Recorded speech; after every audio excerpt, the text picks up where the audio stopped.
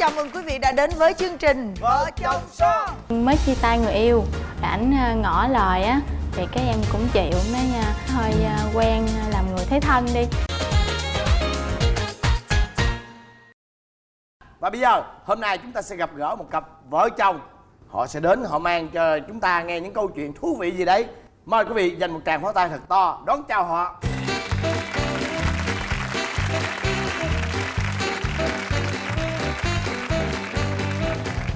Mời em giới thiệu về mình. Dạ em chào anh Quốc Thuận và chào chị Hồng Vân. Chào em. Dạ em tên là Nguyễn Đình Luân, năm nay em 27 tuổi. Hiện tại em đang là giáo viên dạy toán tư duy. Thế còn em? Dạ em chào anh Quốc Thuận, chào chị Hồng Vân. Chào em. Em tên là Nguyễn Thị Cẩm Nhung, hiện em là kế toán. Em 28 tuổi, là tuổi giao dịch thôi, còn tuổi thật sự là cùng với chồng. Cùng với chồng là sao? Là bằng tuổi với chồng ạ. À là 30. 20 tuổi. À là vậy. Ủa như vậy là hai em quen nhau trong trường hợp nào? Biết là biết từ hồi học cấp 2 rồi nha. À, học chung hả? Dạ đúng, học chung trường nhưng mà lên cấp 3 thì mới được vô học chung lớp. Lên tới cấp 3 mới để ý đúng không Nhung?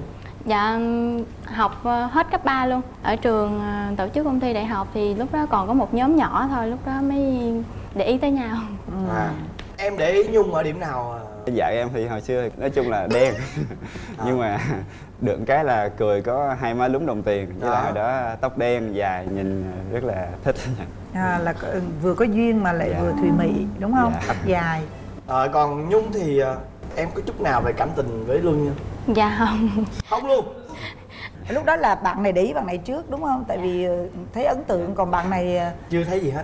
không ấn tượng gì về bạn này luôn. Tại vì á, nhìn ảnh lúa dữ lắm, ốm mà da thì có trắng, nhưng mà em rất là ghét những người mà tóc quăn á chị, mà lỗ tay chảo nữa, là cực kỳ ghét luôn. Mà ảnh là dính hết luôn, nhìn như là ảnh avatar vậy đó.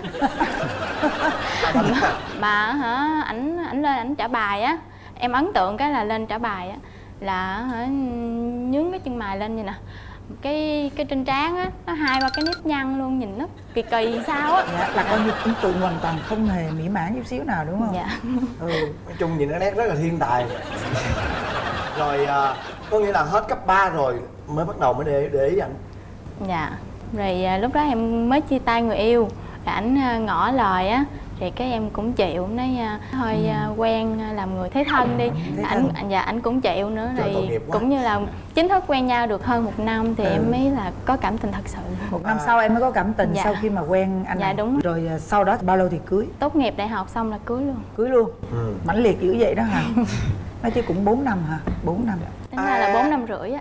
4 năm rưỡi. Em có thấy là Luân là người bên ngành toán thì có thấy Luân khô khan không? Cực kỳ khô khan chứ không phải là khô khan thường. Vậy khô sao? Như là ảnh mua hoa về cho em á, cái ảnh đưa nha, cái em nói cái gì vậy? Anh mới lụm hả? Nó nói anh mới lụm á, lụm ngoài đường á, cái em không lấy luôn. Vậy đó hả? Dạ, mà mỗi lần ảnh tặng quà là ảnh đưa mà ảnh không có nói gì hết trơn. Như là nay ngày lễ gì á anh tặng em cái gì cũng có, mua về đưa vậy á. Khi yêu có giống vậy không? Cũng vậy luôn á, không có dám nói gì hết trơn á, cứ đưa thay lời muốn nói là món quà vậy đó. Vậy đó hả? Dạ. Bởi vậy có nhiều khi á, cái lễ gì đó em thấy ảnh mua quà về cái tự em lấy luôn. Vậy á hả? Có nghĩa là từ trước tới giờ là vậy luôn. Dạ. Vậy tại sao cưới ông vậy? Em không cưới ảnh chắc không ai cưới ảnh đâu.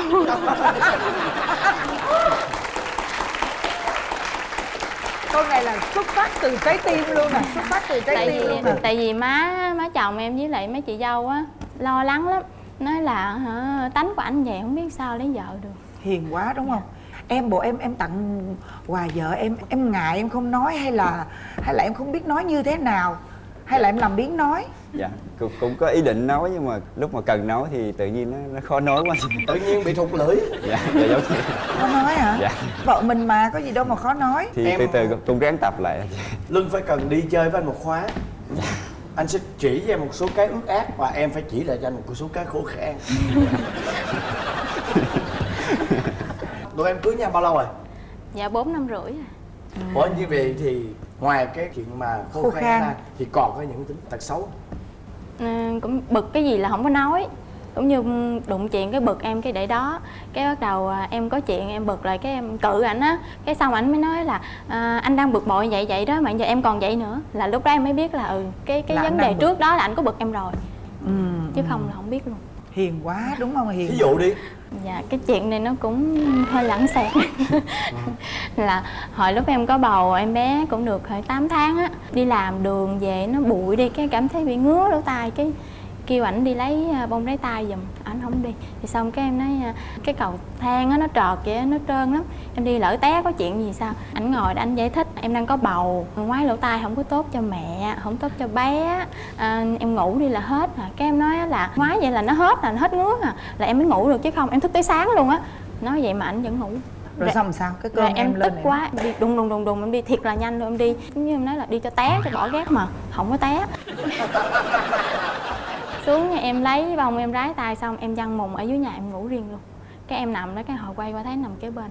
Vậy hả? Cái chuyện này xảy ra bao lâu rồi?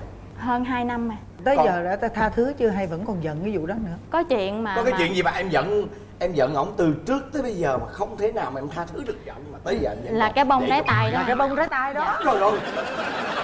Tại vì á ảnh vô ý lắm, ảnh về ảnh kể em nè em cái anh làm chung ảnh á chỉ đòi ăn cái món đó xa lắm mà ảnh cũng chiều chở với vợ ảnh đi nữa. Cái rồi em nhớ lên em nói á, nó người ta chiều người ta mua đồ ăn cho á, còn em có bầu mà em biểu anh á lấy bông rái tay cho em thôi, anh cũng không lấy nữa. Cái đầu đang đi xe trò chuyện vui vẻ rồi ha, cái rồi là đùng lên á. Là Có cái nhiều đầu- lúc là ha, em tức lên em phóng xuống xe luôn á. Trời. Vậy á hả? Nhưng mà lý do làm sao mà em không lấy cái bông rái tay cho vợ để giận cho tới 2 năm trời nay rồi? Dạ. Thì cái lúc đó thì do đi dạy thì cũng hay về tối, thì nhiều khi cũng làm biếng. Làm biếng mà dám biện hộ nào là móc lỗ tai ảnh hưởng cho đến bà mẹ và trẻ em ghê thiệt chứ. Bởi giận là phải rồi. Vậy á, mà lúc đó không có nói, cứ nói là lý do vậy thôi à. Rồi sau đó em cũng nói giờ anh thôi, anh nói là bữa đó anh buồn ngủ quá đi, anh không có lấy được cho em đi, cái em bỏ qua em không có giận nữa. Cũng không nói nữa, nói anh đâu phải là diễn viên đâu mà nói theo cái lời sắp xếp của em, là không nói luôn, cứ vậy hoài luôn. Em nói anh mà không nói là anh buồn ngủ là em cứ ghim hoài á nghe, là nhất định không nói là không nói. Tới giờ em kể chuyện anh Khươi là chuyện này là em còn giận không? Dạ giận chứ. Tội nghiệp em quá, tối nay về đi thành nữa rồi. Vẫn giận nó, kể chuyện thái độ vẫn giận dữ đó. Vẫn còn giận đúng không? Vẫn còn ghim trong lòng đúng không? Chứ như vợ người ta có bầu người ta chiều lắm chứ. đó. Mà ảnh vậy á. Đó, vẫn giận đó, thấy chưa? Giờ cho chồng kể đi, sẵn đài kể luôn, kể xấu Giờ em thấy cái hiền quá. khô À. tính xấu của vợ. Dạ hiền ở trong mặt kép. Phải không?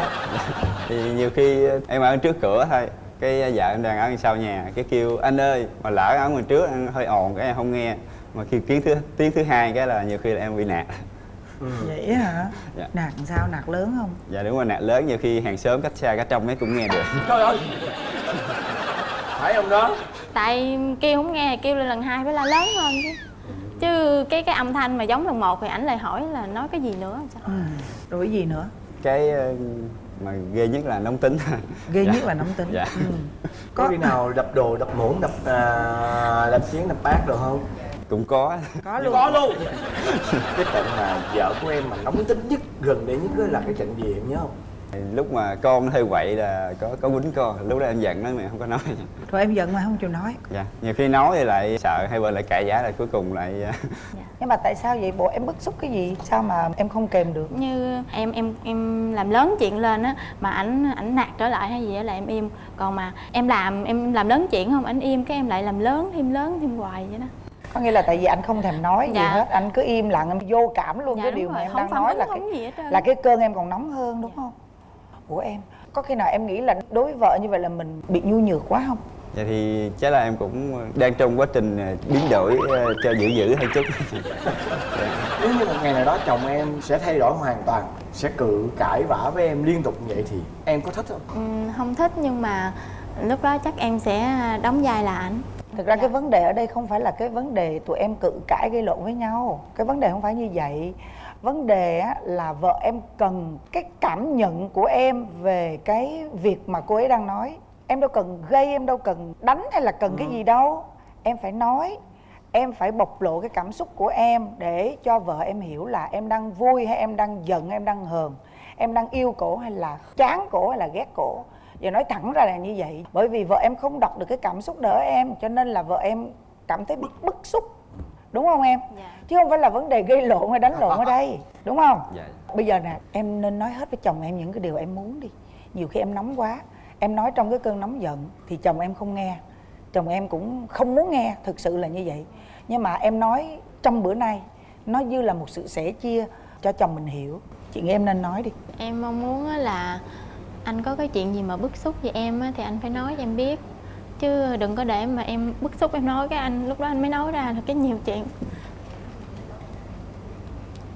chuyện nó dồn dập vô, cái bắt đầu lại cãi nhau nữa, nhiều khi giận có mấy tháng luôn.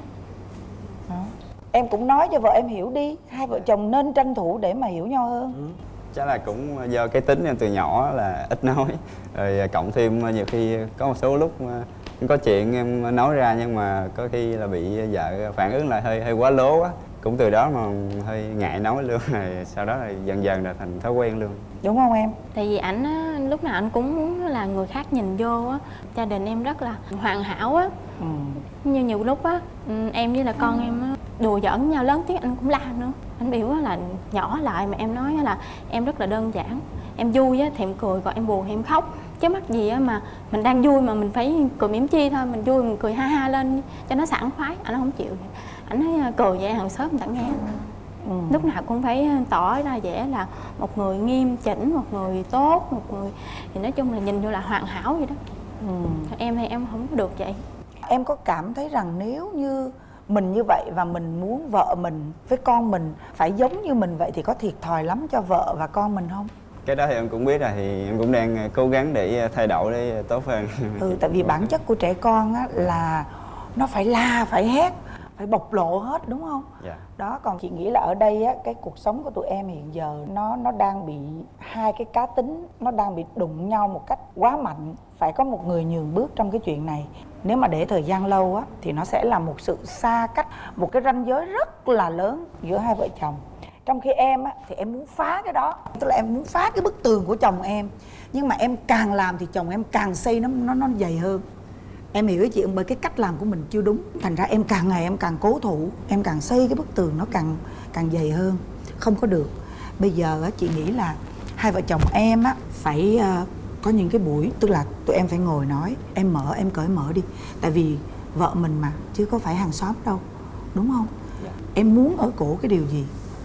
Bây giờ em phải nghe chồng em nha, để em hiểu được cái tại sao chồng em lại như vậy nha, đúng không? Em đừng có nóng nha, em phải xác định như vậy mới được. Em nghe, sau đó em chắc lọc từ tém lại để từ từ em có một cái mũi tiến công nó nhọn, nó mới đâm được cái bức tường của chồng em. Chứ bây giờ em làm nhiều hướng quá, đâm chằng bẹt là chỉ có đập vô rồi văng ra, đập vô rồi văng ra, hiểu không? Nha. Về tự bữa nay thử đi cưng ha.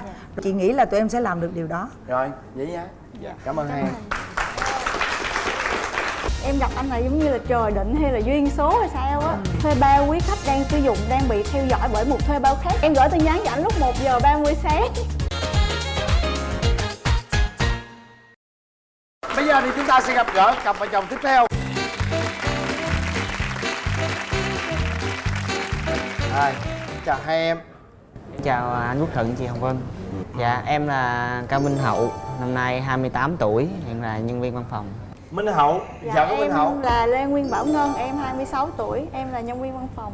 Hai em lấy nhau lâu chưa? Dạ, được 7 tháng anh. 7 tháng, quá son luôn rồi. Rồi hai em quen nhau trong trường hợp nào? Dạ, thì em với vợ em là làm chung một cái ngành. Mà em là bên nhà in, thì em là hay qua bên chỗ công ty của vợ em để ký hợp đồng. Thì lúc đó thì chưa có để ý vợ em, thì có quen một người bạn của vợ em. Thì sau có để ý cô ấy, nhưng mà là cô ấy đã có gia đình rồi. Vợ em có nói chuyện với lại bạn ấy, thì bạn ấy mới cho số điện thoại của em. Không, là tại vì lúc đó là em gặp anh này giống như là trời định hay là duyên số hay sao á. Lúc mà em vô công ty em là công ty sách, thì ảnh là nhà in. Mà em thì bộ phận biên tập không có liên quan đến ảnh là làm việc với bên sản xuất. Ảnh thì ngày nào cũng qua công ty em hết á. Lúc đó thì ngày qua chắc cũng 5 số lần á. Rồi xong qua thì làm việc với bên kia không liên quan, em cũng không để ý đâu. Tại nhìn cái mặt non quá mà chắc là cái thằng này ngày nào nó cũng qua công ty mình á, mà nhìn mặt nó kẹt à. Cái xong tới hồi cái tự nhiên lúc đó đang mỏi mắt ngước lên nhìn cái thấy sao mà mặt non mà tóc bạc, chắc thôi chắc có gia đình rồi. Tôi cũng không quan tâm, rồi tiếp tục làm việc. Xong cái ngày đẹp trời lại ngước lên nhìn thì anh này anh có tình ý với cái bé đối diện của em. Thì anh nhìn anh cười, anh nhìn cái bạn đó anh cười thì em mới ngước lên em thấy. Vừa ngay lúc đó cái lúc ăn trưa á, em mới nói chuyện với em bé là cái anh đó anh cười nhìn dễ thương quá ha. Cái xong bé đó rất là nhiệt tình, chị số điện thoại ảnh thì chị lấy đi. Em cũng lấy luôn, em lưu vô điện thoại em luôn mà em không có làm gì hết á. Rồi xong cái một ngày đẹp trời buổi tối, lúc đó là tối thứ Sáu, tại vì lúc đó là deadline là tại em làm biên tập á, mà tới ngày đó là phải giao sách thì không có kịp nên tối về nhà làm khuya. Mà em làm khuya thì em buồn ngủ cho nên em phải lên mạng em kiếm cái gì mà nó ghê ghê để em coi, mà em rất là sợ ma. Xong lúc đó 12 giờ mấy tự nhiên lên mạng search phim ma, cái nó hiện ra chữ phim ma dai là phim ma hài của anh Đức Thịnh đó. Cái rồi xong mở ra coi, vừa mới coi mấy phút đầu tiên cái nó sao mệt quá, không có kiểu là không có than thở được với ai hết đó, tại vì em thì em xa quê, có mình em ở Sài Gòn thôi. Thì xong mới lục danh bạ ra kiếm, thôi giờ mình muốn than cũng không biết than với ai, có kéo lên tự nhiên thấy tên anh này. Cái vừa lúc đó là trên phim nó chiếu tới cái đoạn mà gì cái anh người yêu của cái cô đó nhắn tin là thuê bao quý khách đang sử dụng đang bị theo dõi bởi một thuê bao khác gì đó. Cái em gõ y chang vậy luôn, cái em gửi cho ảnh, em gửi tin nhắn cho ảnh lúc 1:30 sáng. Lúc đó còn ngủ không? Dạ lúc đó thì trùng hợp là ngay lúc đó em thì cũng đang coi phim kinh dị, đang ngồi coi luôn muốn chết luôn, tự nhiên có tin nhắn tới. một giờ rưỡi tin nhắn tới. Bà ngoại thì cũng đang ngủ ở trên giường, cũng nghe tiếng chuông điện thoại. Cái ngoại hỏi ủa ai giờ này nhắn tin vậy trời, sao giờ này mà ngủ tới nơi rồi mà nhắn tin. Nó mở ra thuê bao khách bị để ý, nhiều đâu cười quá. Nó xoay qua nó ngoại nhỏ nào khùng dữ. Giờ 1:30 mà nó nhắn tin cho mình. Không thèm nhắn lại, không thèm để ý luôn. Ủa khi nào thì em mới biết rằng là cái tin nhắn đó là của cái cô này?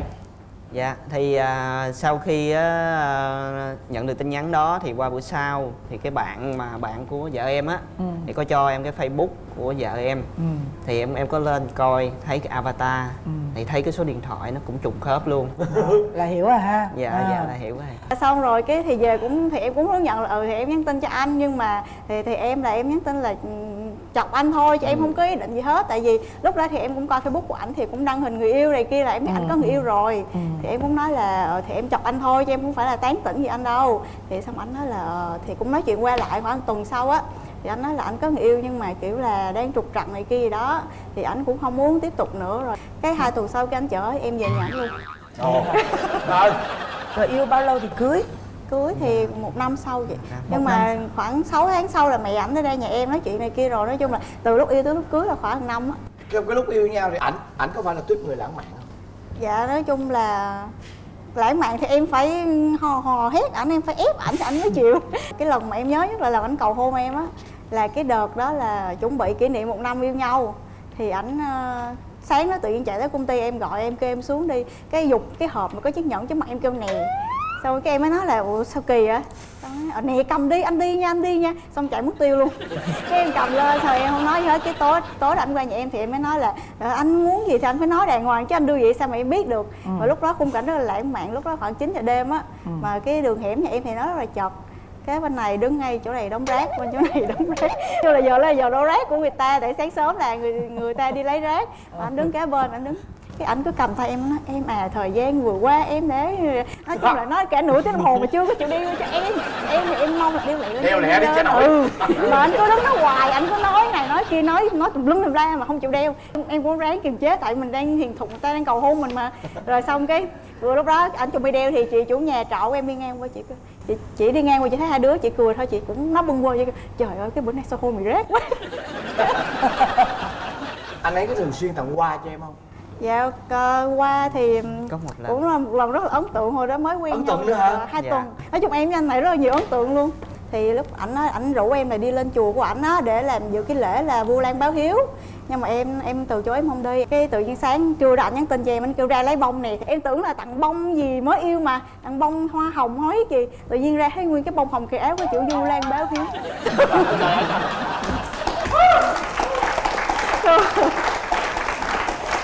Là có một lần đó thôi đó hả? Một lần tặng hoa đó Dạ thôi hả? có lần khác. Đâu lần khác em kể lần khác coi. Thì lần khác là vô tình em cũng đi qua khách hàng thì em có vô cái nhà sách đó, em thấy cái một con gấu bông rất là dễ thương. Có ý là thôi mua cái này mình tặng cho người yêu của mình. Gấu bông. Sẵn mua một cái bông hoa hướng dương tại vợ em rất là thích hoa hướng dương. Mà ghi vô cái thư là ghi là kính thưa người yêu, gì là nhân dịp, không nhân dịp gì cả, anh tặng em gấu bông với lại hoa của anh. Rồi cái này đem đến tặng. Dạ. Thì xong em mới chụp và em đăng Facebook thì em mới nói là trong cuộc đời lần đầu tiên nhận được món quà do người yêu tặng mà có ghi chữ kính gửi. Đó, kính gửi rồi cái kia thì tặng là báo hiếu Vu Lan. Vậy là trong lòng em vợ em là cái gì? Dạ. Suốt đời này anh nguyện báo hiếu cho em.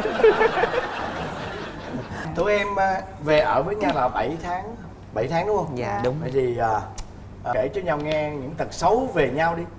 Ông xã em tật xấu nhiều không? Chồng em thì nói chung là không, ảnh kỹ tính mà kỹ tính quá mức luôn. Ảnh đang ngồi đánh giày đúng không mà nó không bóng, chạy đang ngồi đêm 9 giờ xách xe chạy ra ngoài đi mua hộp xi đánh giày về đánh lại đôi giày.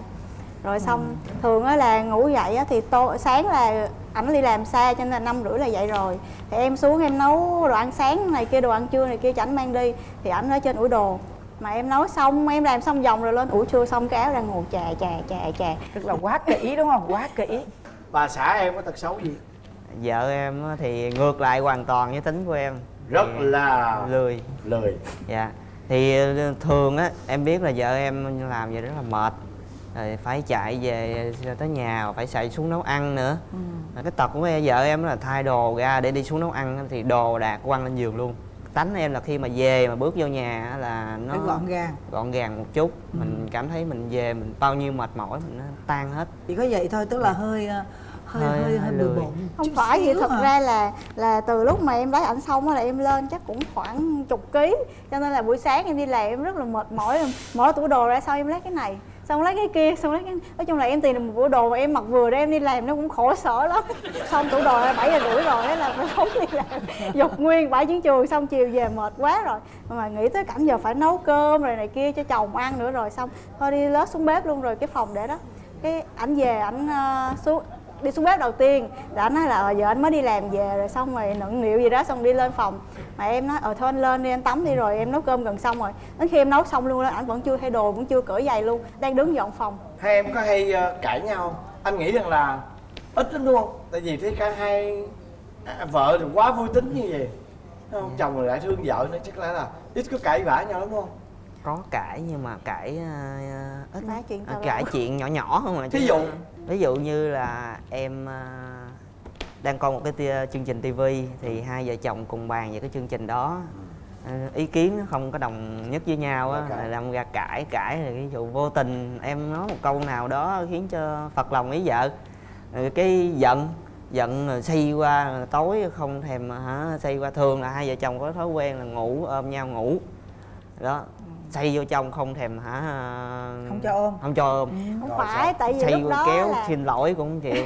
là đang coi tivi, xong rồi cái trong tivi người ta mới hỏi là ôi trời, từ lúc anh lấy em tới giờ anh có thấy hối hận điều gì không? Xong em quay qua hỏi anh có hối hận gì không? Anh kêu có, em ở dơ quá. Xong em bật ra em đi em kêu ở dơ lúc nào anh kể ra đi. Xong em không phụ anh phơi đồ, em không phụ anh quét nhà thì kia, lúc nào em cũng bắt anh làm hết. Em nấu ăn thì em quăng tùm lum ra, em không chịu dọn dẹp, anh ngồi kể đi. Xong em đi lên em kêu vậy thôi, tôi ở dơ thì đừng có đụng vô tôi nữa. Xong rồi em quay mặt vô tường. Chuyện dễ thương mà. Phải chi vợ em giận mà giận rồi xong năn nỉ rồi thôi không nói.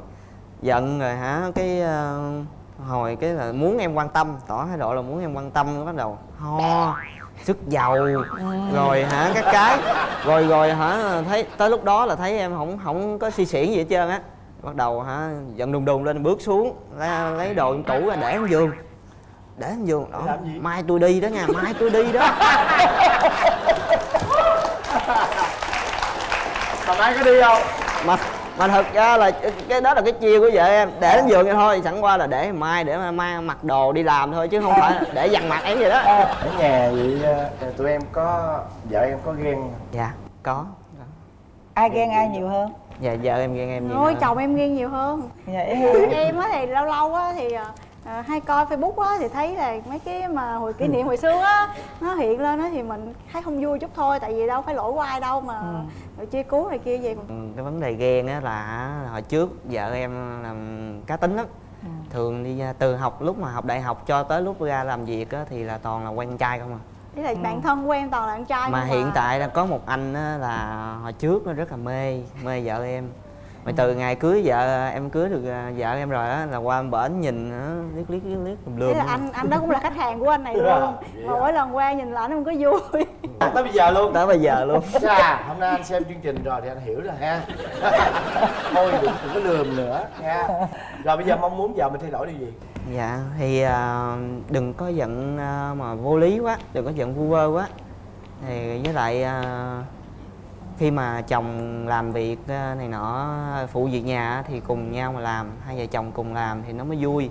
Chứ mà để mình em làm hay để mình vợ làm cũng không có hay lắm. Dạ thì em cũng lúc nào cũng làm chung với ảnh mà, tại vì anh đi làm trễ, về trễ hơn nên em toàn phải làm trước thôi. Em phải so sánh vợ em với những người khác. Có nghĩa là em phải giảm cái đòi hỏi ở vợ em xuống khoảng 1-2 nấc nữa. Là vì em quá kỹ thành ra em đòi hỏi vợ em nhiều hơn cái mà vợ em có thể làm được.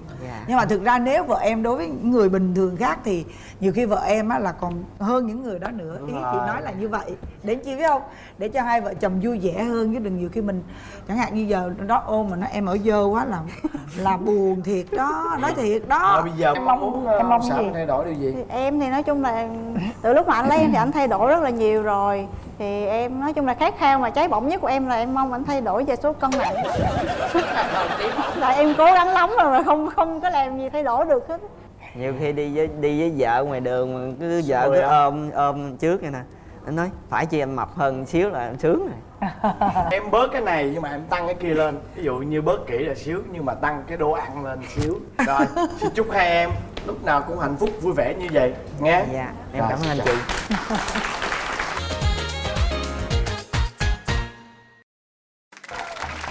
Sau đây là đến phần kiểm tra hiểu ý và bốc thăm may mắn. Chúng ta có các phần quà như sau. Trước tiên đó chính là một bộ sản phẩm sữa dưỡng trắng da toàn thân Phi Thanh Vân, chiết xuất từ các dưỡng chất thiên nhiên, trị giá 2 triệu đồng. Và món quà tiếp theo đó chính là một bộ sản phẩm sữa ong chuối Viên Nam B-Fresh, giúp tăng cường hệ miễn dịch, giảm cholesterol, giúp tái tạo tế bào da, làm sáng da và mịn màng, trị giá 2.300.000 đồng.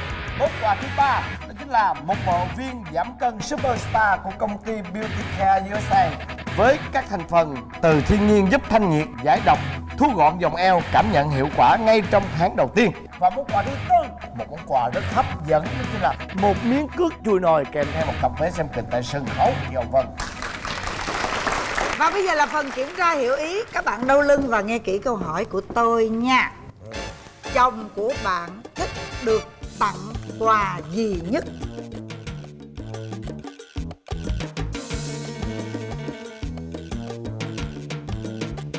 Chồng của Ngân thích được tặng quà gì nhất? Quà quần áo, vé xem phim này thôi. Rồi, chồng của bạn thích quà gì nhất? Nhúc hôn áo. Thấy chưa? Trời ơi, đề nghị hai cô vợ bước lên nhìn nhau và đánh tù xì nha. Nào bắt đầu, 1, 2, 3. Rồi, xong. một phát thua liền vậy đó hả? Như vậy là Ngân, vợ chồng em được quyền chọn ưu tiên 4 màu này. Màu xanh. Nhung. Dạ chồng em chọn màu đỏ. Màu đỏ. Tôi màu hồng. Tôi đến nam tính. Tôi và chị Vân sẽ mở trước nha. Hai cặp vợ chồng khoan mở. Đếm nào. 1, 2, 3. Đề nghị hai cặp vợ chồng chuẩn bị mở nào. Đếm. 1, 2, 3. Wow. Như vậy là tuần này khán giả của chúng ta có đến 2 cơ hội nhận được 2 phần quà khi xem chương trình Vợ Chồng Son. Trước tiên đó chính là một bộ sản phẩm sữa ong chuối Viên Nam B-Fresh trị giá 2.300.000 đồng. Và món quà thứ hai đó chính là một bộ viên giảm cân Superstar. Tuy nhiên chúng ta phải trả lời câu hỏi của chị Hồng Vân đưa ra. Và câu hỏi đó như sau. Cặp vợ chồng thứ nhất là bạn học từ hồi cấp mấy? A. Cấp 1, B. Cấp 2, C. Cấp 3. Và có bao nhiêu người trả lời đúng giống như bạn? Và bây giờ thì chúng ta tạm thời chia tay nhau. Chúng ta vẫn gặp nhau hàng tuần vào tối Chủ nhật trên kênh HTV7 với chương trình Vợ Chồng Son vào lúc 22 giờ.